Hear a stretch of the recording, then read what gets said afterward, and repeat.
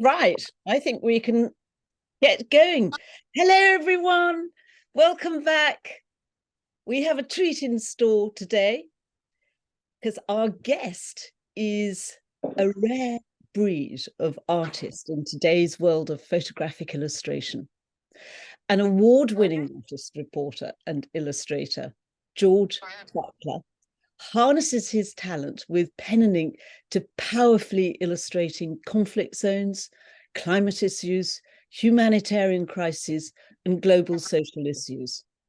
Young as he is, it's not too far-fetched to say that with his empathy and maturity, George Butler is to paper what Don McCullin is to the camera.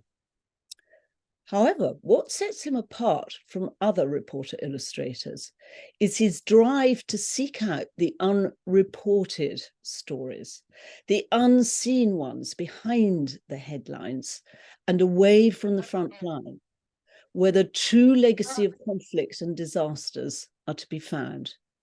Those of the ordinary people whose lives are tangled up in war. In so doing, he highlights their remarkable and moving resolve and resilience, despite the injustice and often cruelty of their circumstances. George is, to my eyes, and I'm sure you'll come to agree, a quiet hero. I can see him blushing. Armed only with pen and ink, his work has taken him to most of our modern conflict zones.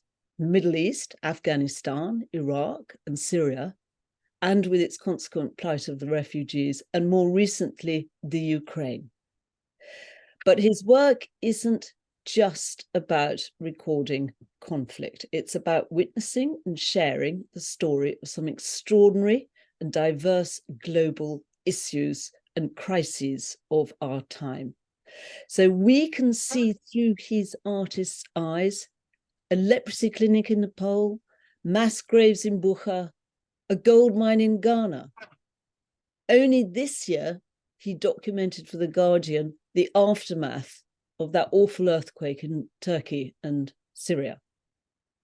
Wherever he goes, whatever story he's recording, his pen and paper serve up as a conduit to opening up channels of communication with all those he meets. And this is what also lends his work that extra emotive dimension. His drawings have won critical acclaim as well as awards and been published in most of our leading nationals as well as global publications. It's been shown in the Imperial War Museum, National Army Museum, and is currently located in collection at the V&A. So today we have the rare opportunity to view the work from the comfort of our own homes, but also whilst hearing the accompanying stories of a man described by Michael Morpurgo as the Paul Nash of our time. And let's start off with a quote from Michael Morpurgo. No one has captured in art destruction and suffering of modern warfare as powerfully as George Butler. Everyone, I think it's time to put on your flak jackets, and may I introduce you to our guest today, George. George, hello everyone. Purpose, passion, and grit. We're really privileged to have you here. Thank you for having me along. Now, if we can refer back to Michael Morpurgo's description of you as being like the Paul Nash of our era, but in fact, Nash, alongside being a surrealist painter, was a war artist, but that's not actually a job title that you afford yourself. So as I would really rather want to start on the right footing, what would you like to call yourself or us to refer to you as? Very good question. I think it changes every day. I think, Paul Hogarth used to sort of refer to people as an artist reporter, and those were artists sent out by newspapers like the Illustrated London News and to record what they saw before photography came along. So in a sense, I think the history of my role, albeit self-appointed at the moment, uh, it lies with those people rather than the fallen John Nashes and Singer Sargents and the others who are kind of famous for being war artists in inverted commas. Yes, or indeed in more, well, I say recent times, since the days of photography, being actually a war photographer. And Yeah. Joe, if you can bring up the first picture so that we can see what is not a photographer's pose, as it were, but you at work. This will help illustrate your answer to my question about what really is the difference in the result between what you do by way of the illustration compared to photography. Yeah. So, I mean, the irony being that this image wouldn't be available without a photographer to take it. Yes. But this, I mean, you'll see in a minute some of the seeds. But this is I guess the difference between illustration and photography, apart from just being alternatives to each other, are that as an artist, you're offering a sort of interpretation. I'm spending time in one place. It's an excuse to sort of be a fly on the wall, and that process, which you don't always see on the gallery walls in London in smart frames, or is almost as important as the kind of finished piece. So it just allows time to be there and to bear witness. Yes, yes, of course, because I do understand that you have a tremendous respect for photographers, and you must work very closely with them. For instance, Paul Grover. Yeah, you must Yeah, just your we're all in the team. same sort of press truck, Yes. or sharing cars, uh, and I think because I'm only making drawings, I'm not really a threat, so I'm allowed to get in the back, and You're not competition, as it were. people are patient and they sit and wait for me, and that's nice. But did you actually yourself ever sort of toy with cameras or use them before maybe there was a defined split in the juncture of life that you went down the route of being an illustrator rather than a photographer? No, I mean only at art school, but no, it was always this sort of analog version of the world that I was doing and that I could do. Mm. So what strikes you as being very interesting, and you mentioned the word ironic earlier because of this image being taken by a photographer.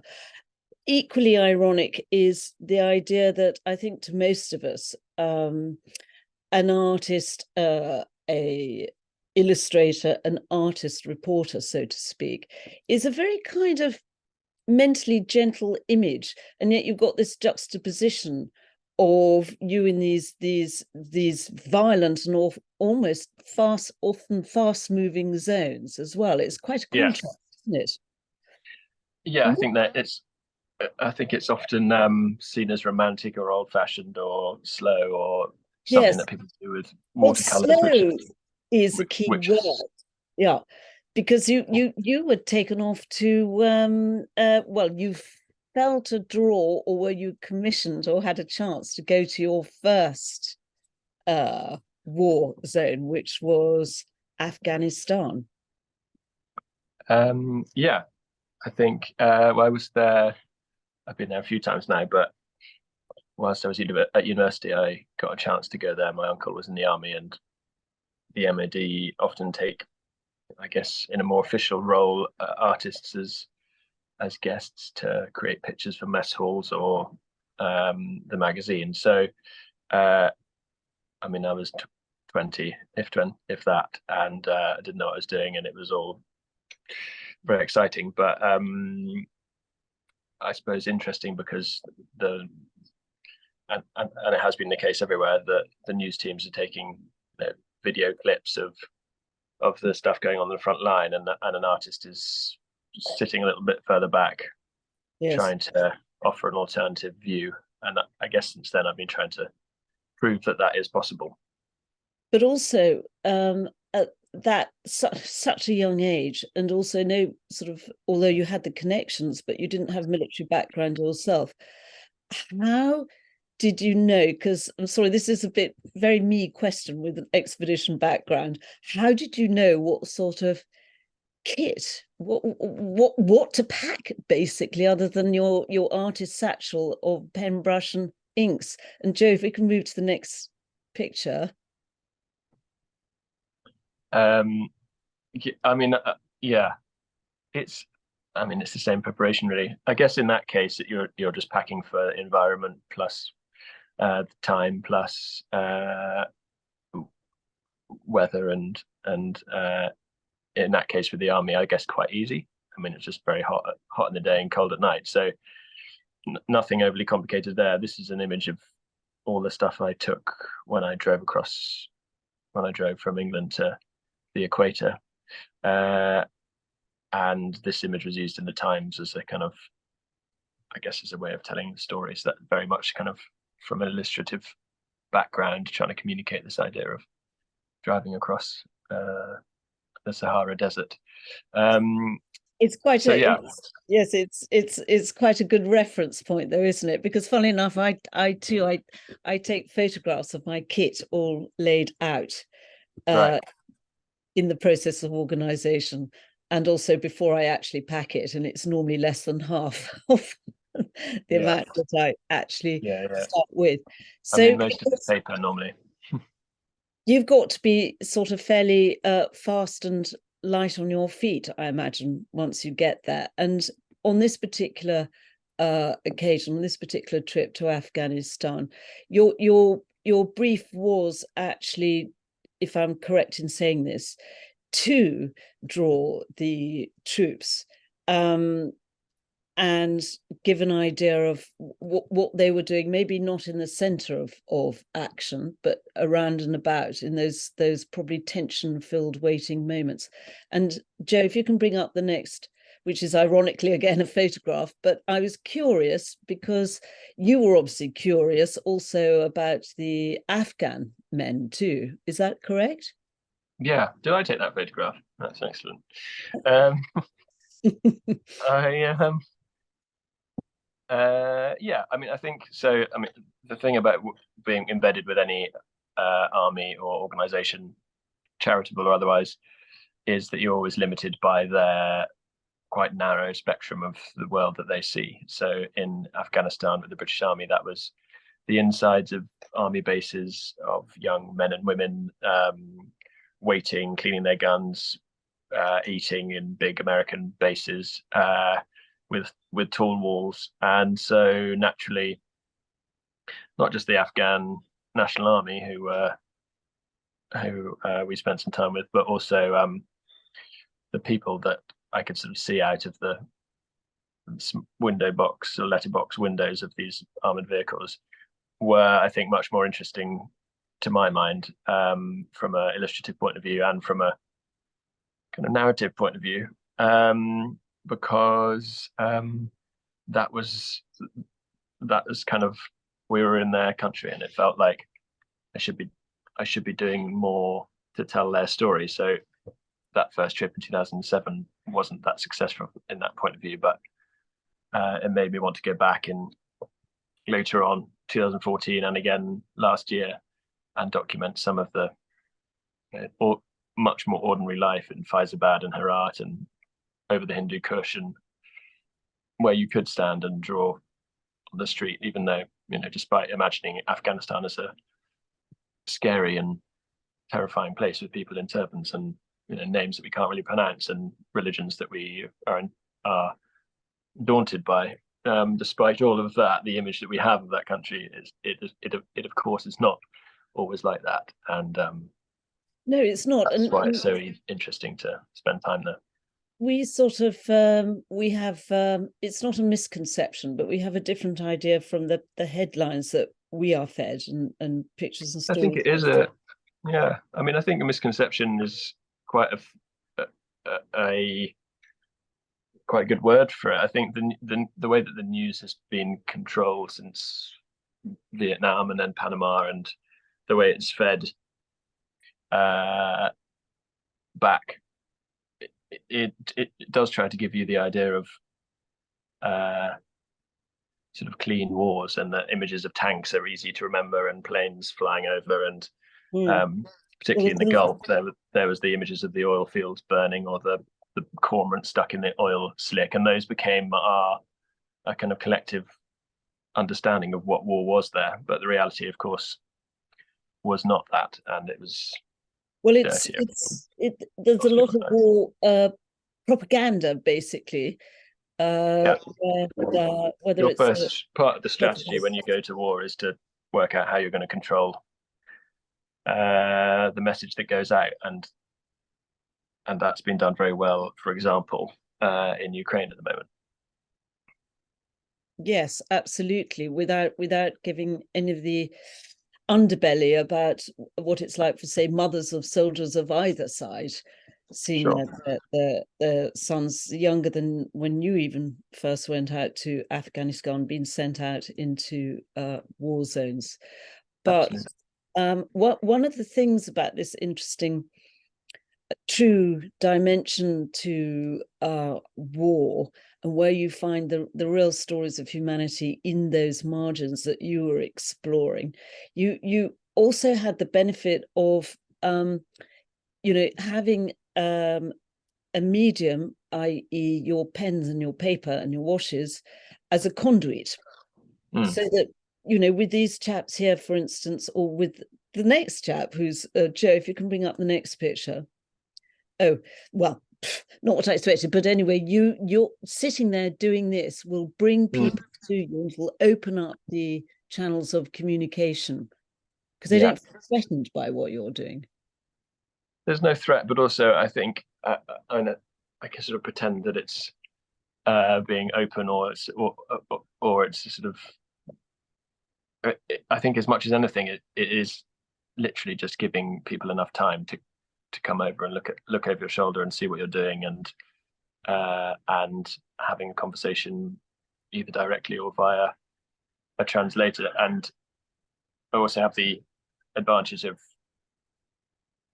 it is almost always unique, in that I haven't got an enormous camera with telephoto lenses, and I'm not passing by quickly in a armored car and trying to meet a deadline for 10 o'clock news. I have got sort of time and space to. There's a fundamental parallel there, isn't there, between somebody with a huge camera with a huge lens sticking out, almost like a gun. It's a sort of and the word aggressive, but it definitely provides a sort of a barrier. Yeah, and I think people feel awkward taking photographs, and they feel awkward being in them, because they're so accurate and brilliant at what they do. But also the language around taking photographs is to shoot and capture, and it's more aggressive than sitting down and making a drawing, which is not. And if we go to our next visual, thanks to this, I know it is a photograph, I think, taken by you anyway, but it is a wonderful portrait nonetheless, of, because it made me think about time and the time that you need to do your work. And you look at the time that it must take to get somebody like this to smile like that, to open up, it's a wonderful shot. This is an Afghan man, I presume, in his office. Yeah, I think, that I mean, whenever I've been in places that I've perhaps felt awkward to take photographs, by the time I've sat and done a drawing, at the end, it's always sort of completely acceptable to then ask if you can take a photograph. So, and that's what some of these photographs are of, having made a drawing or having spent time in places like that.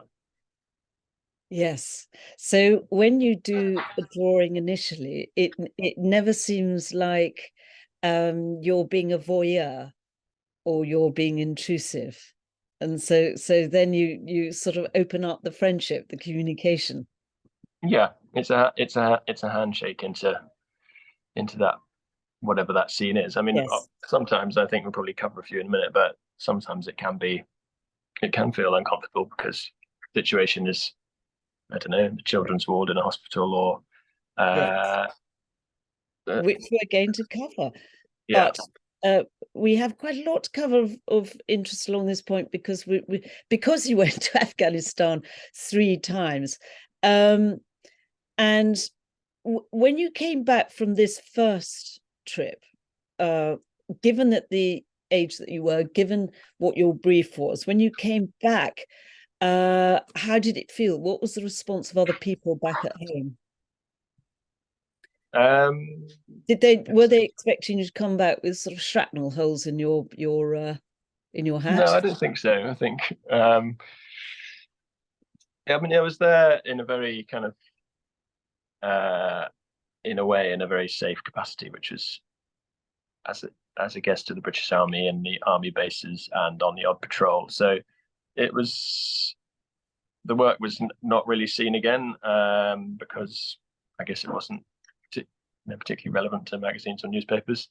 But it really, the purpose of the trip was just that it cemented in my mind that there was a value to illustration and that it could be used to tell stories as well as it ever has been, and that we shouldn't just be obsessed with the immediacy of photography, which and uh, receiving our news in quite a sort of narrow spectrum.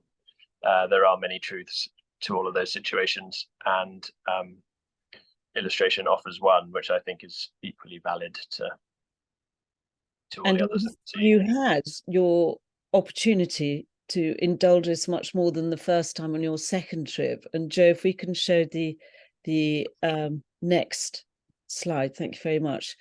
You could really spend much more time illustrating life at the edges. Yeah, that's That's actually Syria, isn't it? in Syria. Yeah, But but it's the there's an same interesting theme applied. background here because I said to Joe earlier, who's manning our visuals, I said, "Gosh, I think this is not Afghanistan's second trip. This is Syria." But the very fact that I sort of confused it, it's sort of almost like, well, that's interesting because it's the same in the world over in these scenes. In the fringes of, in your words, the fringes of sort of the atrocities of wars, that life continues. And so perhaps you'd like to tell us a little bit more about this. Yeah. So this is an image I drew in August 2012, and so a few months into the kind of war between the moderate opposition and the Syrian army. And this is the little town called Azaz, which I had walked into from Turkey. And I had met some of the Free Syrian Army on the border, and they were keen to tell their story, and were taking journalists into Idlib and into Aleppo. And this was a little town on the way.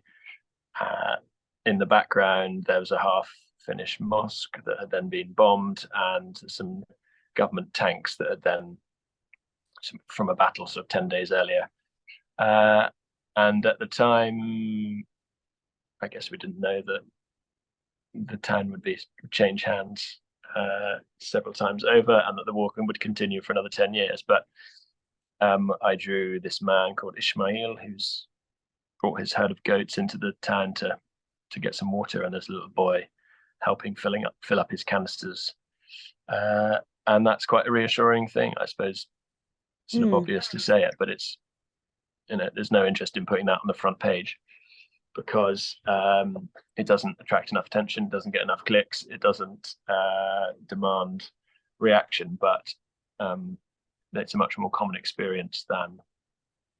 But it's important as symbolizing a sort of a heartbeat to a country that's suffering. Yeah, there was great pride and great hope at the time that that it was all going to be okay, and we all believed that perhaps the Assad regime would fall. We wrongly believed that it would. I suppose as long as one can see scenes like this going on at the sort of humdrum of life, that there is that hope.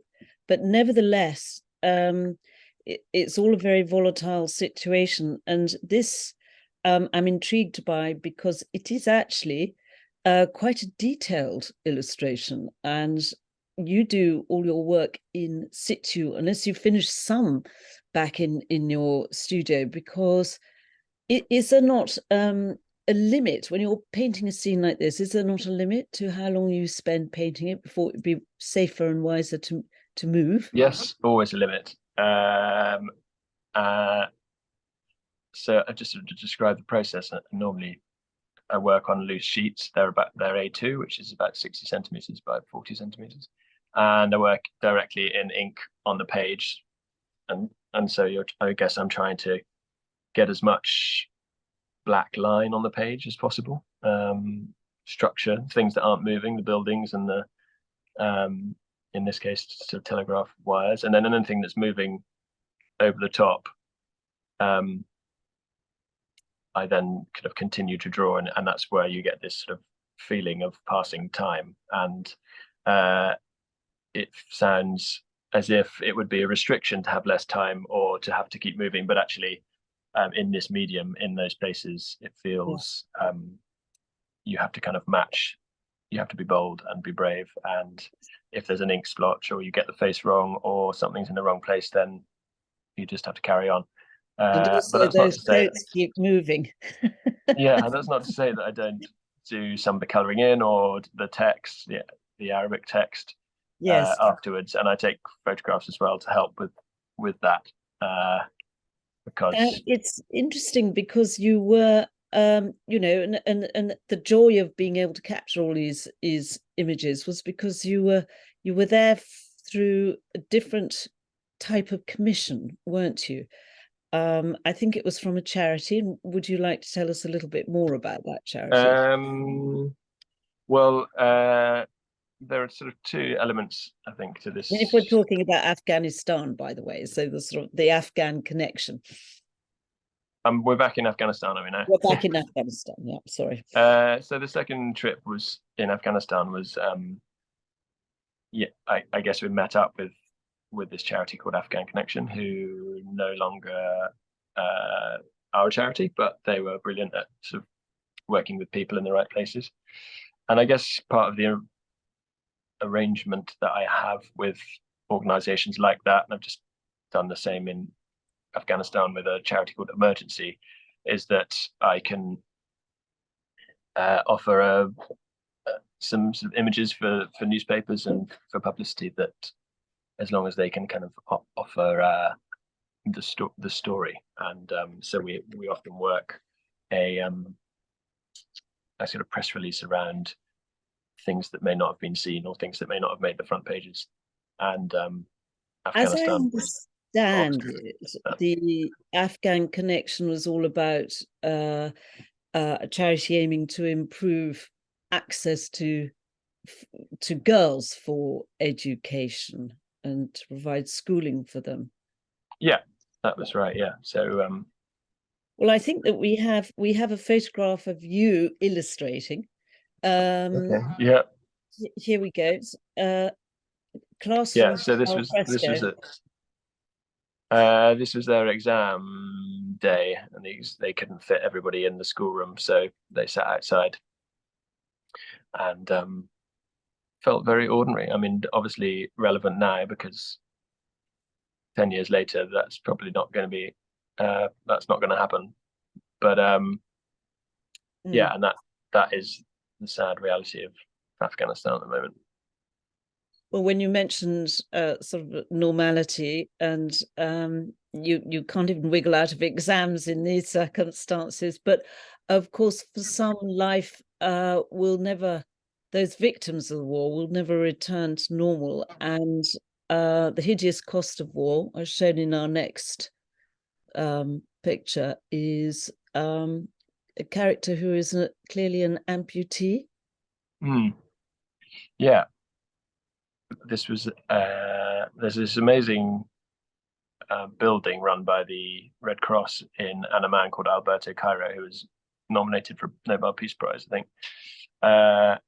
And they have built a space where run entirely by people who have lost limbs, for people who've lost limbs. And this was a man that I met in the physiotherapy room. He'd lost his right arm and his right leg. And I never knew his name, but I sat opposite him and shared a half an hour or perhaps a bit longer. I guess you never forget. I never forget them. Fascinating. I mean, it's a fascinating portrait. If you look at those eyes, and the lips are set in gritty determination. I'd say that there's a lot of pride there, but there's defiancy in him.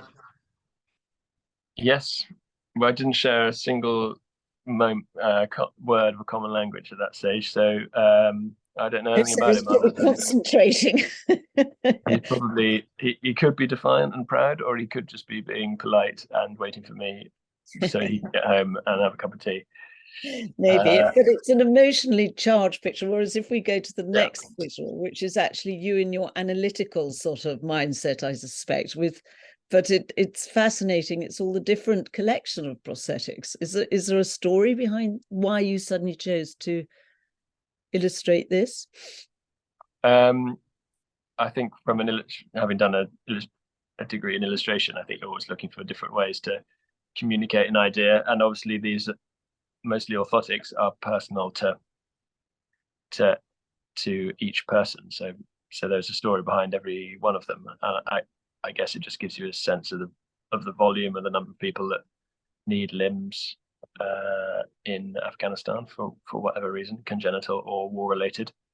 So I think often we're seeing an individual image on a screen 20 years later, but this is a set of drawings and their captions and the words that go with them, and that makes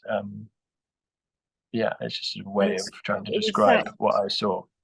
This sort of theme continues over into your third visit back to Afghanistan, which was commissioned by, as you mentioned, another charity, but a different one called Emergency, which I think is all about providing a sort of medical help to victims of war. And our next picture is sort of very disturbing.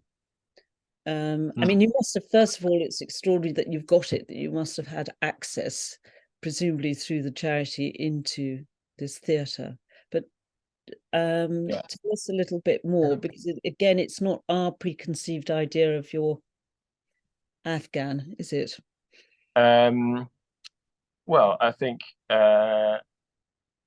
so. This was about the second day that I was in Afghanistan with a charity called Emergency, who are completely brilliant. They have about 1,600 Afghan staff, and they've been working there for decades. One of the things that they do is provide surgery for trauma surgery for all different sorts, elected and kind of emergency. And this was a man called Haji Saber, who never made it that far. He was blown up and by an explosion outside the Russian embassy almost a year ago, and he arrived dead on arrival pushed in by this Kabuli ambulance driver, and I just happened to be in the corner of the room at the same time. But from death to hope and life, because you also, as in the next picture, you also, was it in the same place, seeing babies being born too? Yeah, and then 2 weeks later, 3 weeks later, perhaps this is a sort of litmus test barometer of the things that are happening in Afghanistan at the moment, but the deliverance of a little boy via C-section in the Panjshir Valley, place sort of famous for some resistance, and delivered into the arms of Fatana, the Afghan scrub nurse, and with the help of the other female surgeons. So there is kind of hope in those situations, and that I think was a very moving moment, a sort of godlike moment to bring a baby out of someone. The mum was Yes. 25. She was called Lida. Very sweet. Very happy for me to be there. What a world to be born into. But then again, it was like I felt that you connected somehow with the next. There's a picture, an illustration of a little girl Yeah, who came out of this. Malalai, she was called. Didn't connect in a sense that she never woke up when I was there for about a week, but she has recovered now. And she was 3. She'd been in a road traffic accident. They sit their kids on the front of motorbikes, and when they crash, they suffer like huge trauma against the handlebars.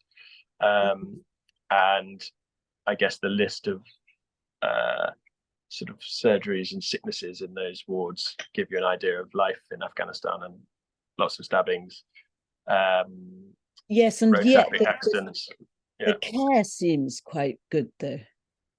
Yeah, so this is a kind of care delivered at a standard that you would in the emergency hospital, emergency being the name of the organization, that you wouldn't necessarily receive in other parts of Afghanistan. There's no point, I think, there's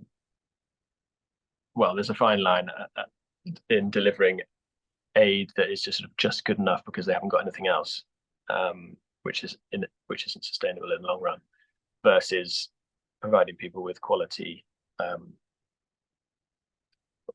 of quality care. And I think the care was the most sort of defining moments of those drawings.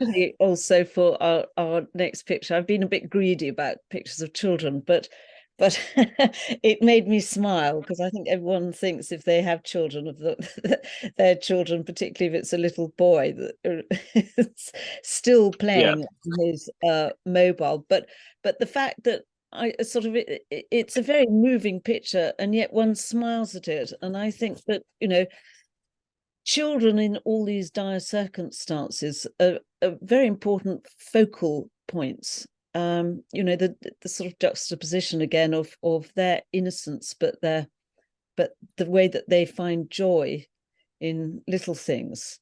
This little chap here.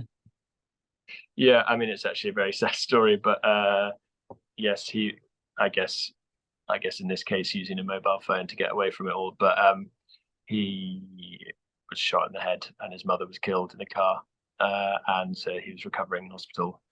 Vladimir, who I saw again in March with his dad, and I suppose he's learned to walk and he's brilliant at sort of engineering club that he goes to, but the reality of seeing them either end of a year was that not much has changed, and that life in Ukraine is as hard as ever, and there's no shortcut to grieving the loss of their mum, Daria. And I guess there's hope in the fact that he's 8 and he's alive, but also sad to sort of find them in the same town.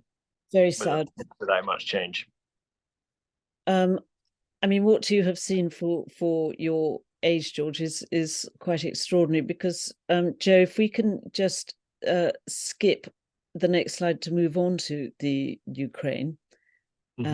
Here we are talking of the Ukraine, and you yourself saluting your courage here, because you went into Ukraine only 2 weeks after the war broke out, as I understand it, and yeah, it was about that. Everyone busy fleeing, or a lot of Ukrainians, and there you were, sort of wading your way through them. Yeah, I mean, I think so. Yes, inevitably, you're going the opposite direction to everybody else. But and this is the scene that I was drawing when that photograph was taken that you showed at the beginning. The sort of famous destroyed Russian convoy that got halfway into Bucha and was ambushed. And an example of something that the Ukrainian army and government wanted the world to see. Mm. So everybody was given access to it, and it was probably one of the most photographed images of the war. But I guess from a sort of bravery point of view, it doesn't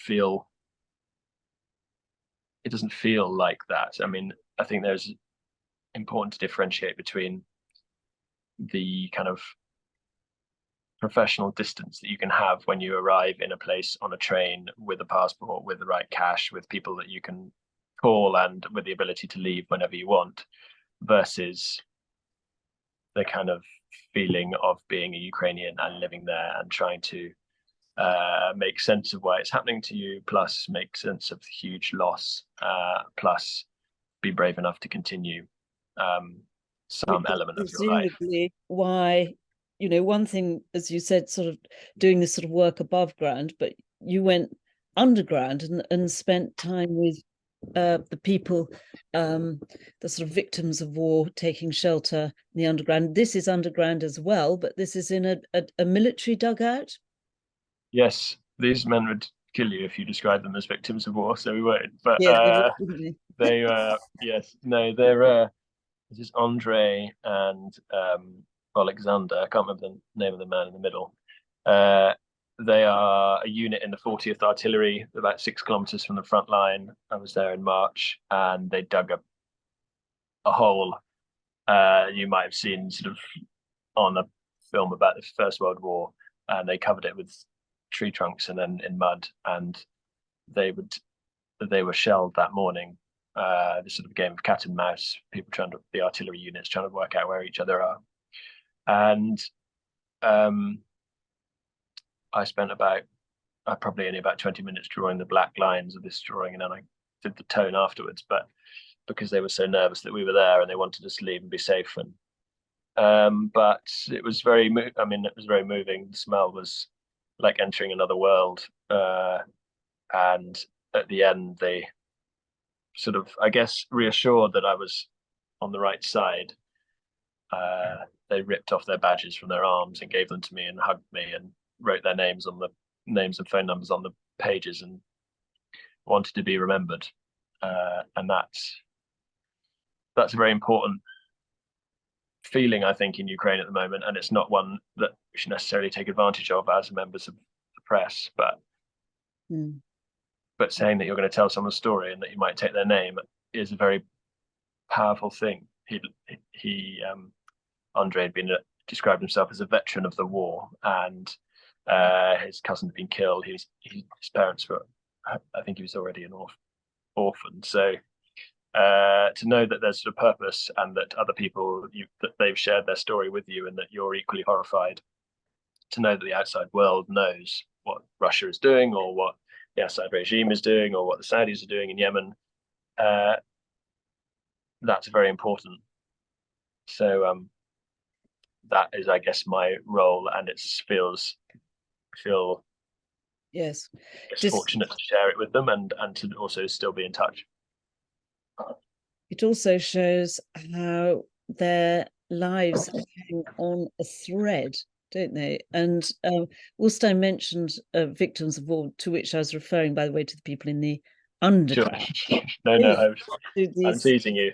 Not these heroes, I know. Well, they do look a bit sort of fierce, but somebody who perhaps wouldn't either like to be thought of as a victim. But our next wonderful lady in visual, Olga, I believe she's called. Yes. That face refusing to go down into the underground. Tell us a little bit about this. Yes, this is Madame Olga. She was 99 when I met her, and she was just sort of defiant. She was too frail to get down her stairs, or even too frail to get out of bed. So she lived on the top floor of her apartment building and ignored the air raid sirens.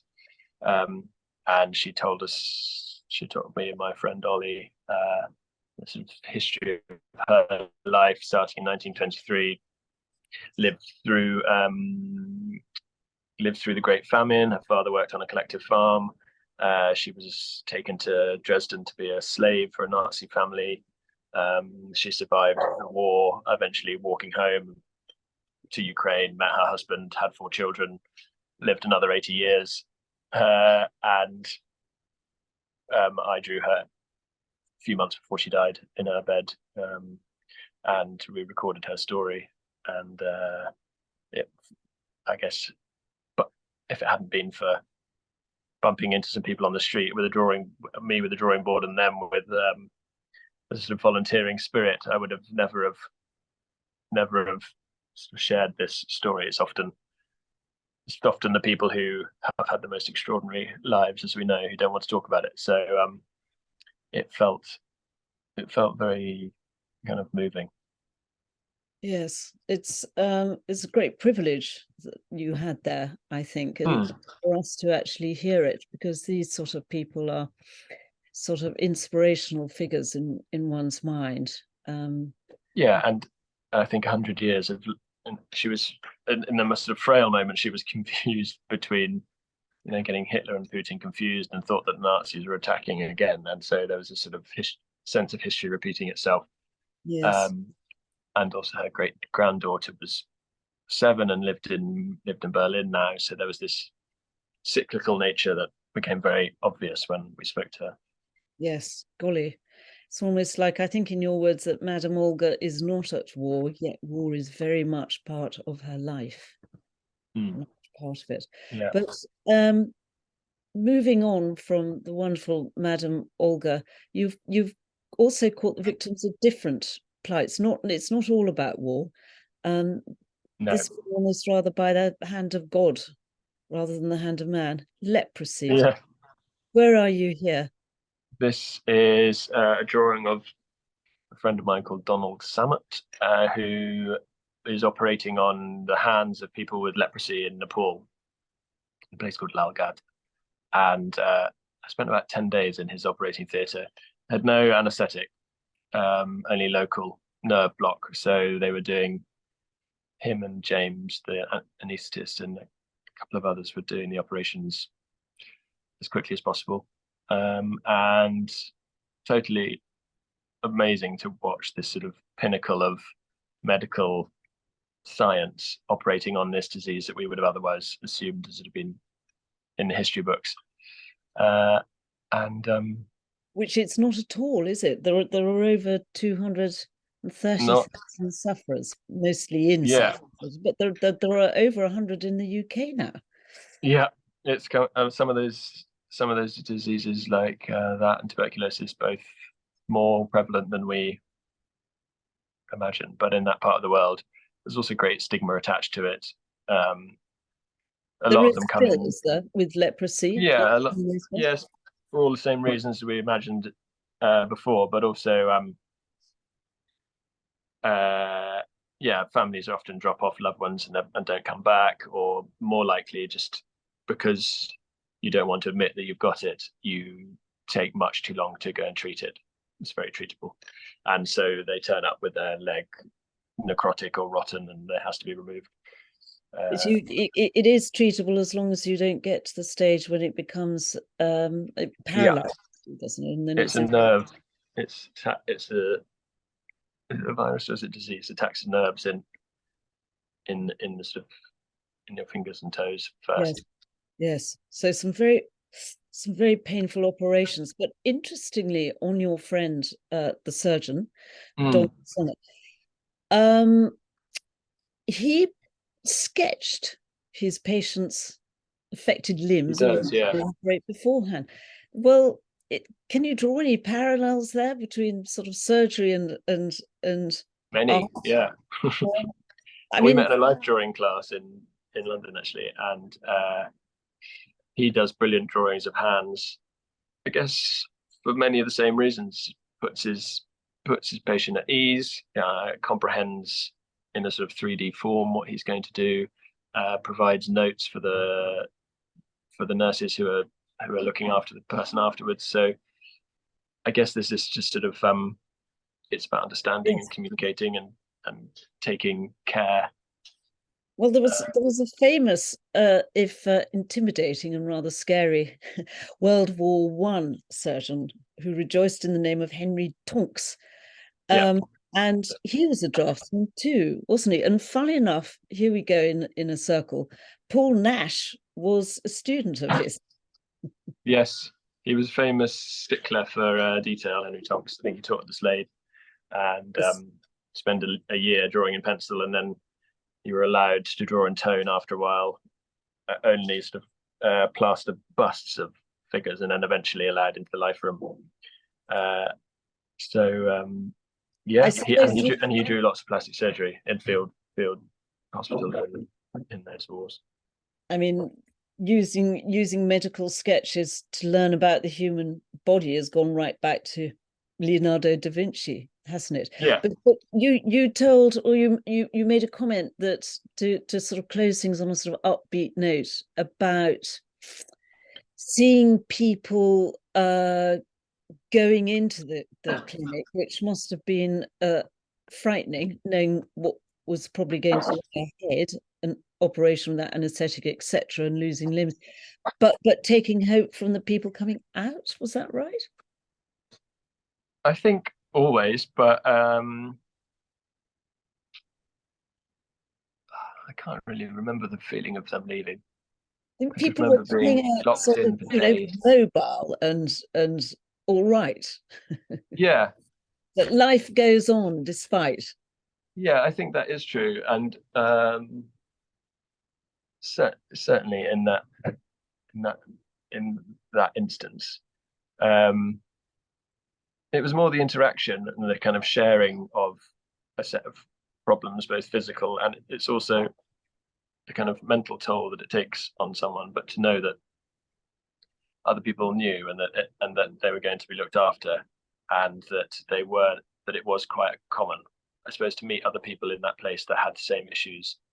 You were the only one in the village who had a problem, and your parents might not be coming back for you, but in this Yes. place there was a great feeling of understanding, and you'd come back and see the physio, and the physio would make sure that it was all okay. So this was the beginnings of the kind of the beginning of the rest of their lives, really, a journey to Yes. getting back to work. Or Hope and beginning lives. And in fact, on that note, we must fast forward. And Joe, if you can bring up the logo, because it was actually from your time in Syria, I believe, that you founded the charity as a result of Hands Up. And I'll leave it to you to explain why you did this and what it is. you're nice to include it. This is the call to action, I guess. I mean, this was a organization that me and some friends started when we all came back from Syria from different parts, and felt moved enough by the people that we'd met and the sort of fundraising possibility that being able to raise a small amount of money and make a big difference. And so we funded doctors' wages and prosthetic limbs and teacher salaries, with a view to giving directly to the people that we'd met. And the more that we did that, the more we were amazed by everybody's generosity. And basically, people were so generous that we then had to start a charity. And over time, it's still going. 10 years, it'll be 10 years next year. We've raised about £8 million, and it feels our way of kind of being in touch with that part of the world, which otherwise, through COVID and through Ukraine and through cost of living, is so easily forgotten. It's forgotten and it's knocked off the headlines, isn't it? And the suffering continues. So for many of us listening, could you just explain maybe how to find out more? Some people might be interested in helping or supporting. Yeah. Obviously, donation cash is sort of king in that world, and that's easily donated on the website handsupfoundation.org. But okay, I'm going to make a donation. So you're very you nice. Make a little donation each too. But perhaps also we do a yearly carol concert, which is on the 28th of November this year, in Clerkenwell. Just an opportunity to come and hear some celebrity speakers and listen to some carols, light some candles. So you get something in return. Yes, that sounds lovely. I've written down the date, 28th of November in Clerkenwell. Yeah. Is that St. Bart's Church? St. Bart's. Bart's the Great is called, yeah. St. Bart's the Great. Okay, that's in the diary. That's very nice for you. Not at all. And then specifically focused on your own interests now. Let's close with a little bit about your book, because I'd like to get a copy of your book, which I gather is stories of migration and putting a human face on this global phenomenon, because it's all divided into, is it 12 chapters, and it takes different people? 12 chapters. Yeah, there are something like 300 million international migrants in the world. About a third of those are from war, and this is 12 stories. And we were in such a rush to publish it because I've been writing it for ages in 2018. But I mean, it just becomes more and more relevant as we worry about small boats in the channel, or think that people should go home, or that they want to come to our island and take something away with us, and that they've got no interest in going back, or whatever the slightly cliched debate is. What I found, obviously, was that that in all of those stories, almost none of those misconceptions are true, and that it was always a second choice to have to leave home. It was done for love and war and fear, and to try and better lives.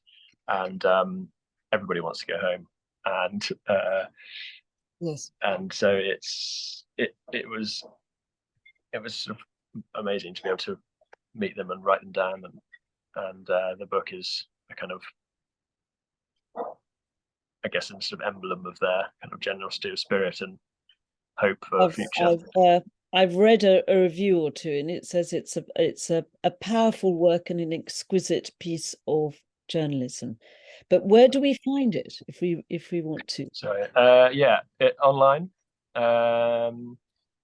You can buy it off my website if you want a signed copy, or you can buy it off other places like bookshop.org. And there'll be a sort of sequel out about Ukraine next year. Similar stories, but different place. Yeah. Well, that's really good to know. Thank you, George. And thank you, George, for our time today shared with everyone. I think that was such a privilege to see your highly emotive work, but also to have you here with us, virtually speaking, to share the accompanied stories and to gain a very different perspective on some of these situations. And my only regret is that I wish we could have covered more of your projects, because you have done so much. That's right. It was nice to talk about them all.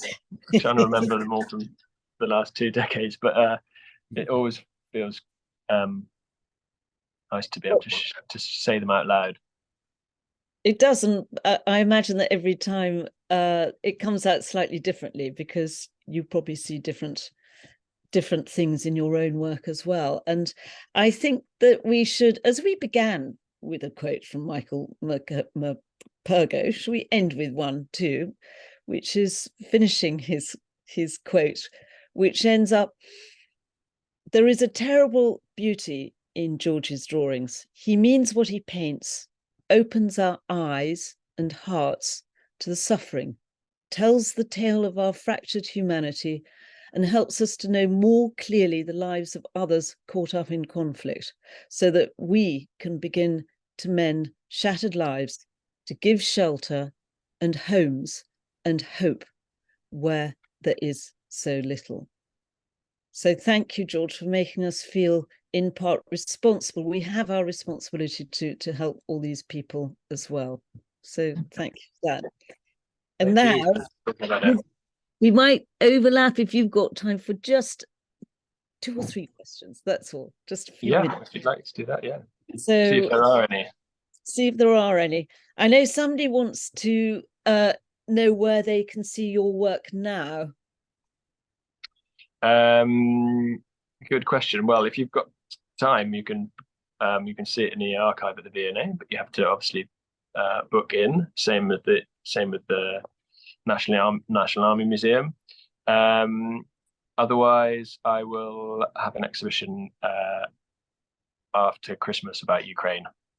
Ah, fantastic. Okay, that's great. Um, Will you let me know, and then I'll let. I can let you know, or if people want to be sort of more directly in touch, they can either follow me on Instagram or sign up to my newsletter, and I just let people know when something's talks and things are happening. Right. So that's again on my website. Just put your email in, and you won't be inundated because I never get around to writing newsletters, but you might get one about 6 times a year. This is using a pen, not typing on a keyboard. And in fact, somebody wants to know if you, but it might be confidential as to whether you know what your next mission is. Exhibition. No, not confidential. I'm trying to go to South Sudan with a conservation organization I've been working with. So they are mapping the biodiversity of river systems in Africa, and so that my role will be to sort of draw the people that live around the edges of the sud swamps. That could throw up some very interesting environmental comments. Yes, exactly. Yes, so hopefully that happens. I mean, all of these things have an element of never happening, as you know, but the plan is to do that in October. Well, particularly in the corridor of your choice of areas to go to, I should imagine. Well, you think it's happening, and then it's not, and then it is, and then it doesn't, and then it does. So no, the only reason for not saying it out loud is that it probably won't happen. Well, I hope for your sake it does, and I hope even more fervently that it's safe when you do as well. So, Yeah. George, I think we have to close it because we've overrun. Quick hour, wasn't it? Just too interesting. I'm sorry, we could have used many more hours up, but that's all right. Nice. It's nice to talk about it. Thank you. I think we've all learned an awful lot, and I've already said our thank yous to us, but I hope that one day soon you'll return, maybe for part 2 of maybe Sudan, who knows, but to talk some more, maybe about all the other projects that you've done that are not the war zones, whatever. Yeah, that'd be nice. I'm happy to do that.